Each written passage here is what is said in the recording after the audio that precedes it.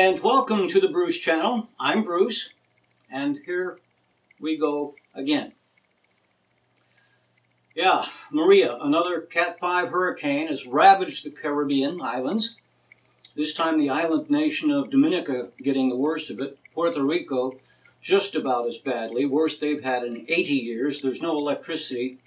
There are some generators, but they need fuel, and if there's no electricity, the gas stations can't pump the fuel. So, I hate to call him an old friend, but maybe I should. I'm speaking about Hurricane Jose. Meandered up and down the Atlantic, up and down the East Coast, staying just offshore. Made a couple of loop-de-loops, but in the colder waters, it's weakened. Still there. Lots of rain and wind for our friends in New England, but Jose's presence has done some good. Likely spared the southeastern U.S. another catastrophe because, you know, nature abhors a vacuum, and it's not a vacuum, but that large low pressure system is drawing Maria toward it, and not to Florida or Georgia or the Carolinas. As I pointed out last week, we're barely halfway through the hurricane season, which still has over 2 months to go. So, you've seen the pictures, you know, the millions of people whose lives have either been lost or otherwise permanently destroyed, and you've decided to make a donation or not. Maybe you have given and decide to do it again, but whom you write the check to makes a difference, because every organization of any consequence has administrative costs, but the really efficient ones, you know, there's fuel to buy, there's food costs, money, telephones, employee compensation, but not every charity is as efficient. So, GuideStar and Charity Navigator are two websites that use a number of different metrics, including admin costs and officials' compensation. You know, the percent of their funding that goes to fundraising. Anyway, they use metrics like that to score the various charities. You can visit both of them online, GuideStar and Charity Navigator. And, you know, the destruction is bad enough, but what's additionally troubling is the stupidity adopted by individuals who ought to know better. I saw this shared by someone, should know better, but he is a die-hard Republican, and die-hard Republican politicians are addicted to the contribution money, the teat, if you will, of carbon-producing industries, coal, petroleum. And to keep that teat flowing, they must appease those industries' leaders, so they find ways to ridicule the notion that global warming is happening. Years ago, Florida, you know, Irma just hit Florida. Florida's Rick Scott even forbade any state employee from even using the terms global warming or climate change. So, there is no one who says that Irma was due to climate change. No one has said it, and no one will say it. But what's known is hurricanes are fueled by warm water. And if all else is equal, the warmer the water, the stronger the storm, which is why last week I mentioned how the thing that made Irma so unusual was that heretofore the really, really strong hurricanes formed over the warmer waters, either the Caribbean or the Gulf. And I had mentioned evidence of that just a few seconds ago. Jose weakened. Why? Because it moved into the cooler waters. So, I repeat, no one has said Irma was due to climate change, but as the earth warms, the storms get stronger. So what might have stayed a tropical storm becomes a hurricane. What might have stayed a minor hurricane becomes a major hurricane. What might have remained a Cat 4 becomes a Cat 5. It's a pretty simple concept. But as I said, Republican politicians are addicted to contributions, and to be fair, Democrats are too. I get that. But what I find incomprehensible is how the Republicans are willing to risk selling out their children's future and their grandchildren's. So climate change is not a Chinese hoax like the brat occupying the White House said, but maybe it won't matter. Senator John McCain recently said, alluding to his brain cancer, all lives end one way or another. So yeah, we're all going to die. Maybe a lot sooner than we'd rather think. I can't believe this week, watching Agent Orange and Kim Jong-un play. Oh yeah, mine's bigger than yours. First Trump tells the UN that Kim's on a suicide mission, calls him Rocket Man. Rocket Man! By the way, rockets don't have to be the only way to deliver nuclear weapons, you know. I remember near the end of the Clinton administration, Madeleine Albright became the first American Secretary of State to visit North Korea. Actually visited them, working toward establishing relations, diplomacy, talking to people. Obviously, we have devolved. Kim did prove one thing. North Korea has some pretty skilled translators. As the week wore on, with the two of them trading insults, whoever translated the Korean into English has some kind of serious scholarship chops. In addition to the other insults, he called Agent Orange a mentally deranged U.S. dotard. I wasn't sure whether to agree with him or not, because, like probably everyone else, I had to look up what a dotard was, and I've heard it pronounced different ways. Dotard, in British it's dotard.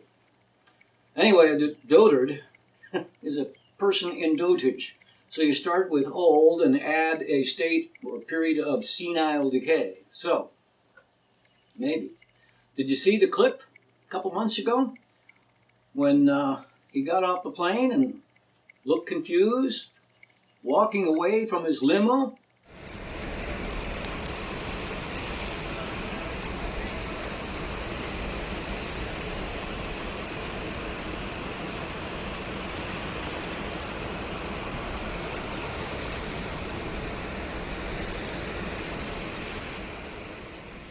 So, dotard? Maybe. I did see some great tweets in response. One guy wrote, "How the hell did I spend this much time on Earth without having heard of dotard? And now I'm old enough to actually be one."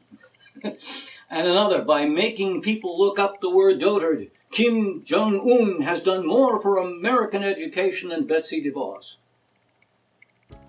Hey, let me tell you about my book, Shrink. For most of my adult life, I weighed a little over 100 pounds, not much more than in this picture taken when I was about 17 and considering becoming a jockey.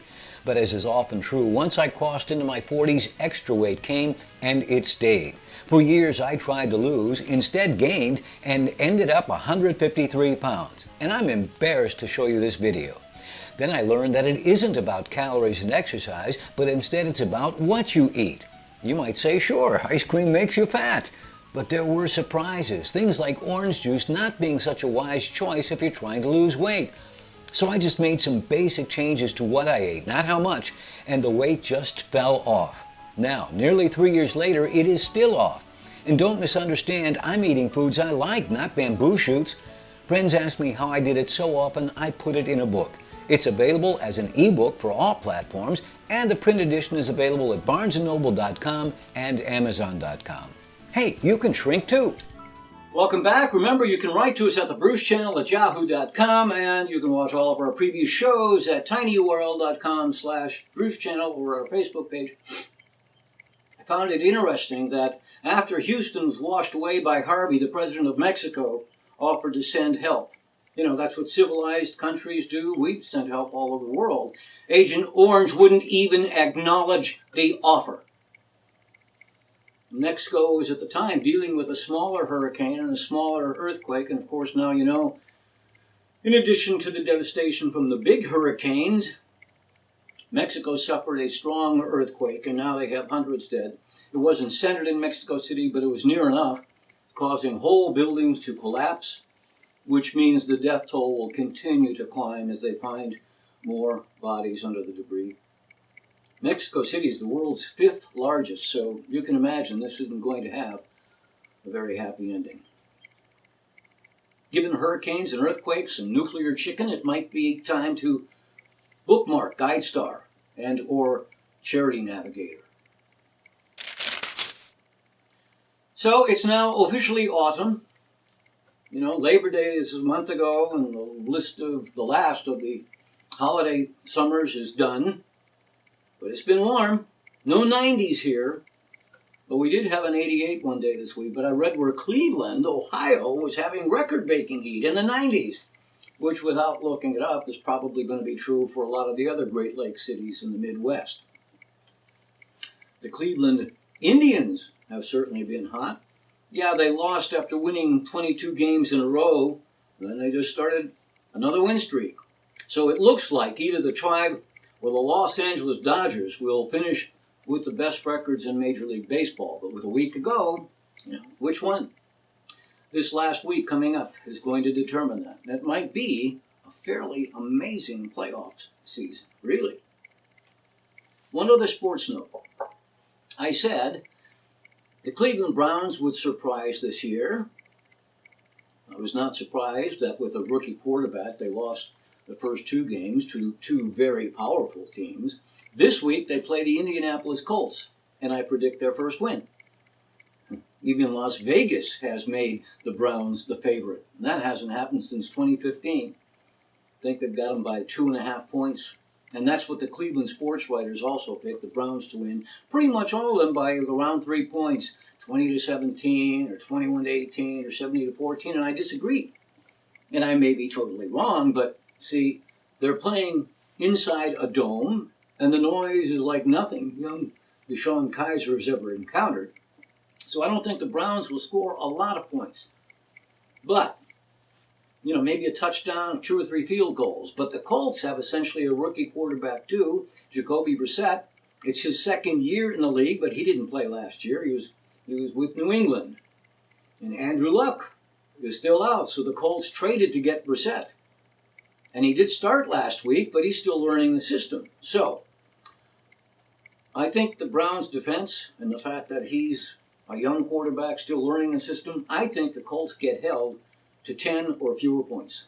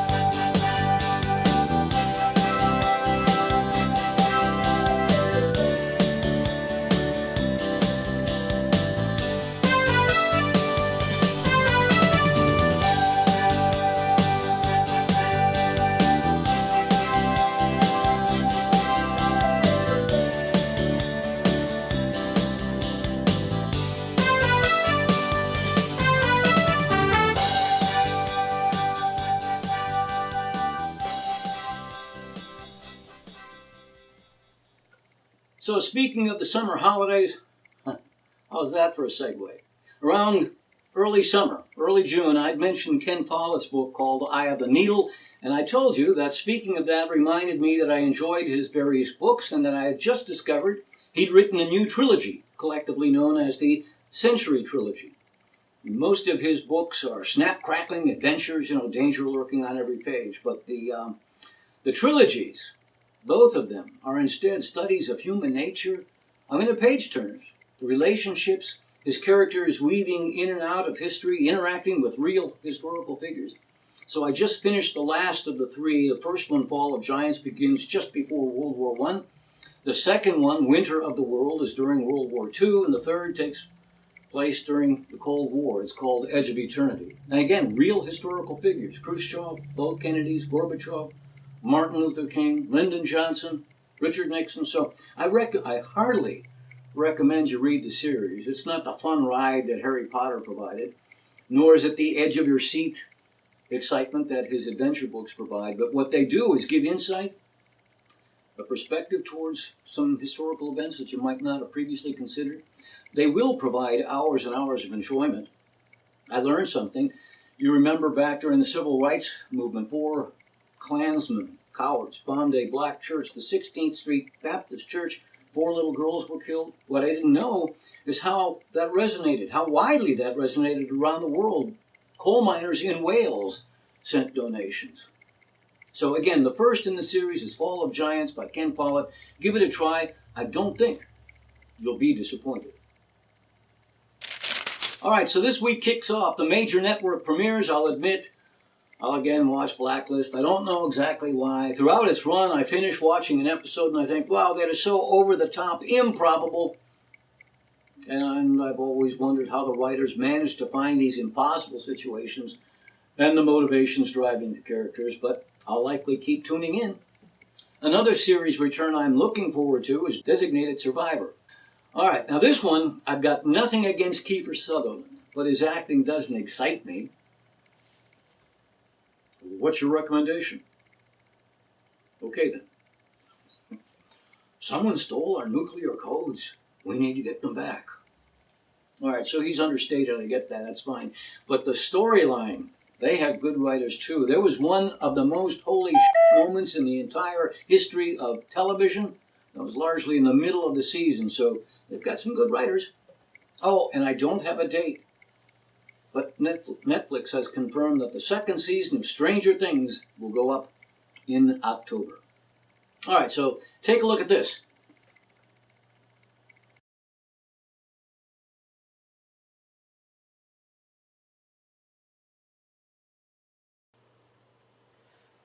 Take a look at this.